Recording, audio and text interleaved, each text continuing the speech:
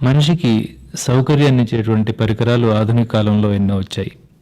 అయితే సౌకర్యంతో పాటు సమస్యలను కూడా కొని తీసుకొస్తున్నాయి అని చెప్పవచ్చు. అయితే ఈరోజు మనం ముఖ్యంగా అందరూ విరివిగా వాడుతున్నటువంటి కంప్యూటర్ల గురించి మాట్లాడుకుందాం. కంప్యూటర్ల గురించి అంటే కంప్యూటర్ విడిభాగాలు, కంప్యూటర్ వల్ల మనకి ఎటువంటి ఉపయోగాలు, ఈ విషయం కాదండి. కంప్యూటర్ మనకు అందించే సౌకర్యాలు మనందరికీ తెలుసు.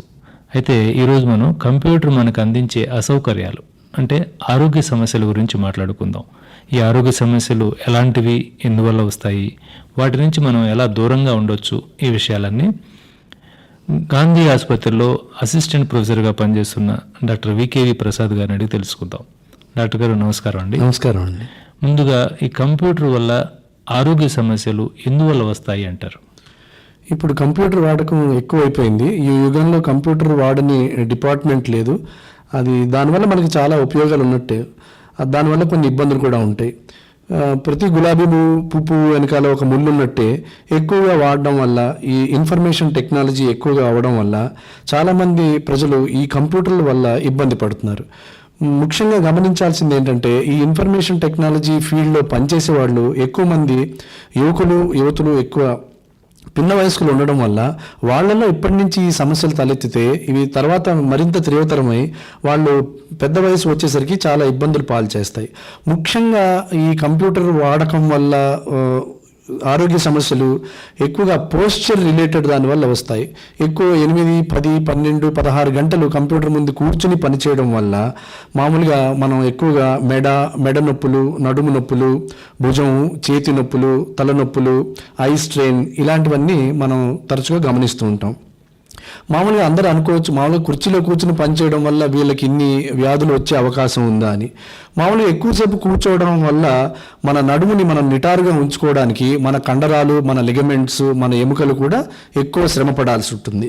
ఎక్కువ శ్రమ పడినప్పుడు ఆ ఎముకలు, కండరాలకి తగినంత రక్త ప్రసారం జరగనప్పుడు అది నొప్పి కింద, ఆ ఎముక కండరాల్లో స్టిఫ్నెస్ కింద వస్తుందన్నమాట. దీనివల్లనే ఈ కంప్యూటర్ ఎక్కువగా వాడే వాళ్ళలో ఈ నొప్పులన్నీ మనం చూస్తూ ఉంటాం. సాధారణంగా ఈ వ్యాధులన్నిటికీ ట్రీట్మెంట్ కంటే నివారణే ముఖ్యం. వైద్యం చేయడం కంటే నివారించుకుంటేనే మనం ఎక్కువగా దీని నుంచి మనం కాపాడుకోగలుగుతాం. దీనికి చాలా రకాలుగా మనల్ని కాపాడుకోవచ్చు. ముందు ఏంటంటే కంప్యూటర్ పెట్టే డెస్క్ అది కొంచెం అడ్జస్టబుల్గా ఉండాలి. అండ్ ఆ మానిటర్ మన కళ్ళ లెవెల్కి కానీ కొంచెం కిందకి కానీ ఉండాలి. అంతకంటే తక్కువలో ఉన్నప్పుడు మెడ ఎక్కువగా వంచి చూడడం వల్ల మనకి ఇబ్బందులు కలుగుతాయి. ఇప్పుడు కీబోర్డ్ ఆపరేట్ చేసినప్పుడు మోచేతులు రెండు కంఫర్టబుల్గా ఆ డెస్క్ మీద పెట్టుకుని ఓన్లీ చేతులు, రిస్ట్ మాత్రం కీబోర్డ్ మీద పెట్టుకుని వాడుతూ ఉండాలి. కీబోర్డ్ని కూడా మనం లైట్గా ట్యాప్ చేస్తూ ఉండాలి. కీబోర్డ్ మీద మనం గట్టిగా ఎక్కువ ఒత్తిడి వాడితే కూడా ఇబ్బందులు ఉంటాయన్నమాట. అండ్ కీబోర్డ్ తోటి మనకి పని లేనప్పుడు కీబోర్డ్ నుంచి మన చేతులు తీసుకుని చేతులు చిన్న చిన్న వ్యాయామంతో పక్కన పెట్టుకుంటే కొంచెం రిలాక్సేషన్ దొరుకుతుంది. తర్వాత ముఖ్యమైనది కుర్చీ ఎత్తు. కుర్చీ మనం కంప్యూటర్ ముందు కూర్చునే కుర్చీ మనకి చాలా సుఖంగా ఉండాలి. కూర్చున్నప్పుడు మన రెండు కాళ్ళు నేలకి తగిలేటట్టుగా ఉండాలి. కాళ్ళు గాలిలో వేళ్లాడుతూ ఉండేటట్టయితే ఒక ఫుట్ స్టూల్ కింద వేసుకుని దాని మీద మన రెండు కాళ్ళు ఆనించుకుంటే కాళ్ళకి వచ్చే ప్రాబ్లమ్స్ మనం తగ్గించుకోవచ్చు. తర్వాత ఈ కుర్చీల్లో కూడా ఎర్గానమిక్గా తయారు చేసిన, అంటే మన నడుము వంపుకి తగినట్టుగా ఉండే కుర్చీలు ఉన్నాయి.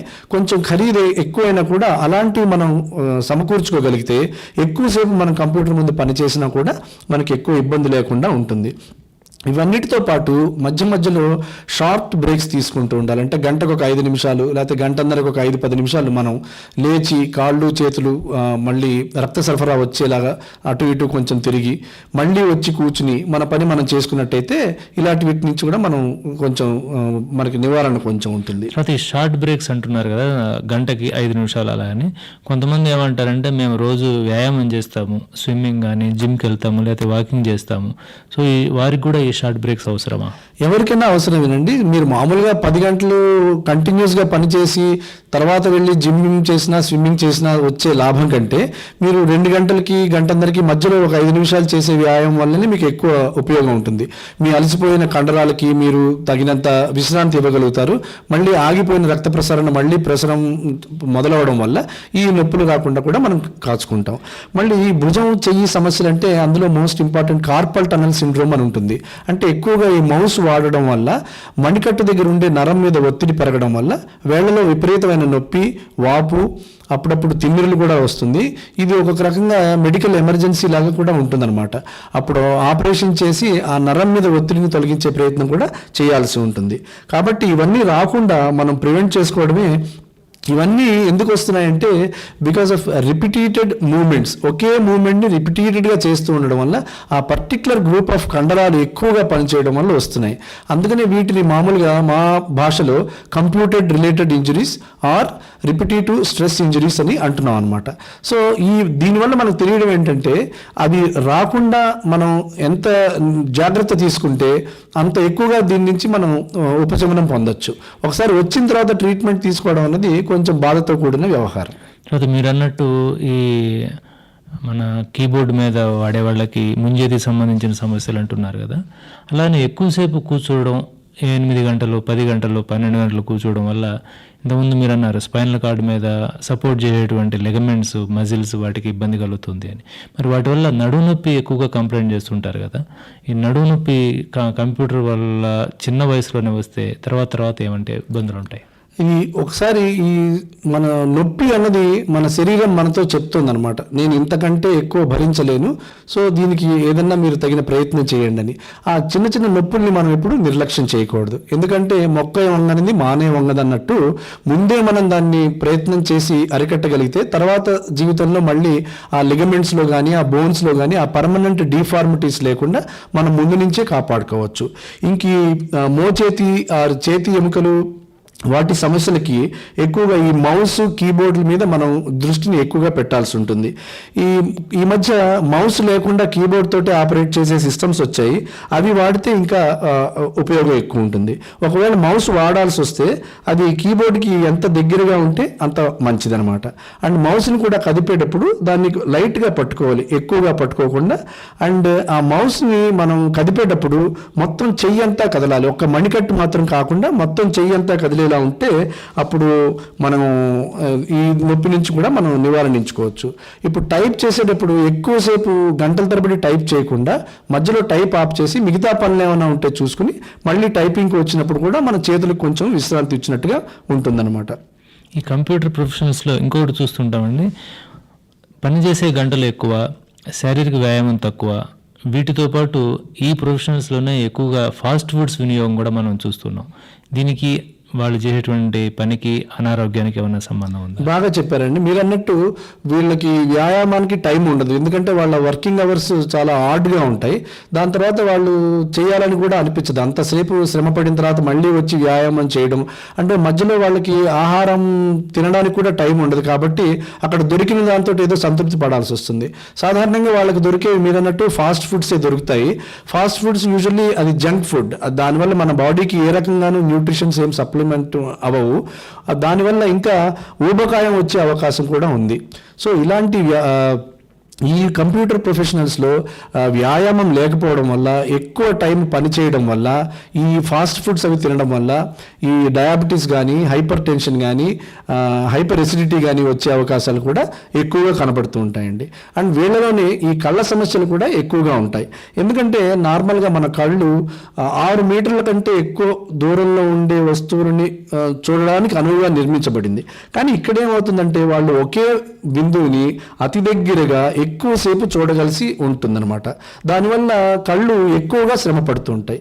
అందుకని వీళ్ళకి బ్లర్డ్ విజన్, అప్పుడప్పుడు టెంపరీ అంటే దూరంగా ఉండే వస్తువుల్ని కొంతసేపు చూడలేకపోవడం, మళ్ళీ తలనొప్పులు రావడం and dryness of the ice, ఇవన్నీ కూడా వీళ్ళలో వచ్చే ఇంకొక ప్రధానమైన లక్షణాలు అనమాట. సో వీటిని కూడా మనం అరికట్టచ్చు. ఏం చేయాలంటే మీరు కంప్యూటర్ని ఆపరేట్ చేసే ముందు వెలుతురు మీ మీద కానీ కంప్యూటర్ మానిటర్ మీద కానీ పడకుండా చూసుకోవాలి. దానివల్ల గ్లేర్ మీ మీద పడకుండా కళ్ళు ఎక్కువ ఇదవ్వకుండా ఉంటాయన్నమాట. తర్వాత మీ స్క్రీన్స్ కూడా ఎక్కువగా యాంటీ రిఫ్లెక్షన్స్ గ్లేర్స్ లేకుండా చూసుకోవాలి. అండ్ కూర్చునేటప్పుడు స్క్రీన్కి మానిటర్కి మరీ దగ్గరగా ఉండకుండా చూసుకోవాలి. అండ్ ఫాంట్ కూడా ఫాంట్ సైజు సాధ్యమైనంత ఎక్కువగా పెట్టుకుంటే కళ్ళకి ఈ శ్రమ తగ్గుతుంది. అండ్ మానిటర్ కూడా ఇంతకుముందు చెప్పినట్టు కళ్ళ లెవెల్కి కానీ కొంచెం కిందకి కానీ పెట్టుకోవాలన్నమాట. అండ్ ఎక్కువసేపు వాడుతున్నప్పుడు మధ్య మధ్యలో అంటే 20 నిమిషాలకు 1 నిమిషం అలా దూరం ఉన్న వస్తువుల వైపు కాన్సన్ట్రేట్ చేసి అకామిడేషన్ అంటారు దాన్ని చేసి మళ్ళీ ఇటువైపు చేసుకుంటూ ఉంటే కూడా కళ్ళకి వచ్చే సమస్యల్ని మనం చాలా వరకు నివారించవచ్చు. ఆ పరిసరాల్లో ఉన్నటువంటి వస్తువుని కొంచెం దూరంగా ఉన్న వస్తువుని అప్పుడప్పుడు చూస్తూ ఉంటే బాగుంటుంది. తర్వాత పిల్లలు కూడా ఎక్కువ ఈ మధ్యకాలంలో కంప్యూటర్స్ వాడుతున్నారు, పెద్దవాళ్ళకు దీటుగా, పెద్దవాళ్ళతో సమానంగా. వాళ్ళల్లో కూడా ఏమైనా సమస్యలు వస్తున్నాయా? పిల్లల్లో కూడా చాలా సమస్యలు వస్తున్నాయండి. ఇప్పుడు ఒక రకంగా చూస్తే పిల్లలే ఎక్కువగా పెద్దవాళ్ళ కంటే ఈ కంప్యూటర్లకి బానిసలు అయిపోయారని చెప్పొచ్చు. ఈ కంప్యూటర్ గేమ్స్, ఈ చాటింగ్, ఈ ఈమెయిలింగ్ ఇవన్నీ వచ్చిన తర్వాత ఈ పిల్లలు బయట ఆడుకోవడానికి ఎక్కువ ఇష్టపడట్లేదు. ఎంతసేపు కంప్యూటర్ ముందే చూసుకుని ఉంటున్నారు. అందుకని వీళ్ళకి కూడా తగినట్టుగా మనం కంప్యూటర్ టేబుల్ కానీ కంప్యూటర్ కుర్చీ కానీ ఆ కీబోర్డ్ని కానీ సరిగ్గా వాళ్ళ సైజుకి అమర్చాలి. మళ్ళీ మౌస్ వాళ్ళకి వేరే చిన్న మౌస్ని అమర్చాలి. పెద్దవాళ్ళ మౌస్ వాళ్ళకి సరిపోదు, అంటే చేతి మీద శ్రమ ఎక్కువగా పడుతుంది అనమాట. అండ్ వాళ్ళకు కూడా గంటల దగ్గర ఆడకుండా ఫ్రీక్వెంట్గా వాళ్ళకి మధ్యలో లేపి వేరే పనులు చేయించి మళ్ళీ కంప్యూటర్ దగ్గర తీసుకురావాలి. అండ్ వాళ్ళని ఈ వీడియో గేమ్స్ అవి ఆడడం కొంచెం తగ్గించి అవుట్డోర్ యాక్టివిటీస్ మీద ఎక్కువగా శ్రద్ధ పెట్టేలాగా మనం శ్రమ పడితే వాళ్ళకు కూడా దానివల్ల ఉపయోగాలు ఉంటాయండి. తర్వాత ఇటీవల కాలంలో ఇంకొక ఇదేంటంటే ల్యాప్టాప్ వినియోగం కూడా పెరిగింది. ఈ ల్యాప్టాప్ వినియోగంతో ప్రత్యేకమైనటువంటి జాగ్రత్తలు ఏమైనా తీసుకోవాలా? దాంతో ప్రత్యేకమైనటువంటి సమస్యలు ఏమైనా రావడానికి అవకాశం ఉందా? ఉన్నాయండి. ల్యాప్టాప్ మామూలుగా ఎందుకు ఏమైనా ఎమర్జెన్సీస్లో ఆఫీసుల్లో ఎక్కడన్నా వాడడం వరకు లిమిటెడ్ సమయం వరకు మనం వాడడం కోసం ఈ ల్యాప్టాప్ నిర్మించబడింది. కానీ కొందరు ఏం చేస్తారంటే మెయిన్ పీసీ ఫంక్షన్ అంతా ఈ ల్యాప్టాప్ ద్వారానే జరుపుతున్నారు. దీనివల్ల చాలా ఇబ్బందులు ఉంటాయి. ఎందుకంటే ఈ మనకి వచ్చే సమస్యలు దీనిలో ఎక్కువ. ఎందుకంటే ఈ కీబోర్డు మానిటర్ మధ్యలో డిస్టెన్స్ చాలా తక్కువగా ఉంటుంది. కాబట్టి మీరు కీబోర్డు ఆపరేట్ చేస్తున్నప్పుడు మానిటర్ సరిగా ఉండదు, మానిటర్ని సరిగా చూడాలంటే కీబోర్డు పొజిషన్ సరిగా ఉండదు. సో వీటిని రెండింటిని సమన్వయపరచుకోవడం కోసం మనం శరీరాన్ని మనం వివిధ ఆకృతుల్లో వికృతంగా పెట్టుకుని దానివల్ల ఎక్కువగా ఇబ్బందులు మనం కొని తెచ్చుకుంటున్నారు. దానివల్ల చేతుల మీద భుజాల మీద ఎక్కువగా భారం పడే అవకాశం ఉంది. అందుకని ఎక్కువసేపు మీరు ల్యాప్టాప్ని వాడాలి అంటే కొంత అదనపు సామగ్రిని సమకూర్చుకుంటే ల్యాప్టాప్ని కూడా మీరు మెయిన్ పీసీ కింద యూజ్ చేసుకోవచ్చు. లైక్ ఈ డాకింగ్ స్టేషన్ కానీ, లేకపోతే సెపరేట్ కీబోర్డ్ దానికి వాడడం కానీ, లేకపోతే ల్యాప్టాప్ స్టాండ్స్ దొరుకుతాయి, అవి వాడచ్చు. దానికి కూడా మీరు మధ్య మధ్యలో ఫ్రీక్వెంట్ బ్రేక్స్ తీసుకుంటూ ఉండాలి. ఇప్పుడు ల్యాప్టాప్ని క్యారీ చేసేటప్పుడు కూడా మీరు బ్యాక్ ప్యాక్లో కానీ వీలింగ్ లగేజ్లో కానీ తీసుకెళ్తే మీ భుజాలకి దానికి ఎక్కువ నొప్పి లేకుండా మీకు ఇబ్బందుల నుంచి తప్పించుకోవచ్చు. తర్వాత జనరల్గా ఇంతకుముందు మీరు చెప్పారనుకోండి, కొంచెం స్థూలంగా కంప్యూటర్ వాడేటప్పుడు ఎటువంటి జాగ్రత్తలు తీసుకోవాలి దాని గురించి చెప్తారా? అంటే ముఖ్యంగా మనం గమనించాల్సింది అన్నెసరీగా కంప్యూటర్ యూజ్ చేయడం అన్నది తగ్గించాల్సిన అవసరం ఉంటుంది. అంటే ఏదో టెలిఫోన్లో మాట్లాడితే సరిపోయేదానికి మనం ఈమెయిల్ ఇవ్వడం, వాళ్ళతో చాట్ చేయడం, లేకపోతే మనం పర్సనల్గా వెళ్ళి పక్క రూమ్లో ఉండే వాళ్ళతో మాట్లాడడానికి కూడా కష్టమైపోయి వాళ్ళు రేపు ఈమెయిల్లు, ఆ కంప్యూటర్ ఫోన్లు అవి చేస్తున్నాం. అవి తగ్గిస్తే బాగుంటుంది. ఈ కంప్యూటర్ గేమ్స్ కూడా కొంచెం తగ్గిస్తే మనకి సేఫ్టీ, పిల్లలకి మనకి కూడా సేఫ్టీ.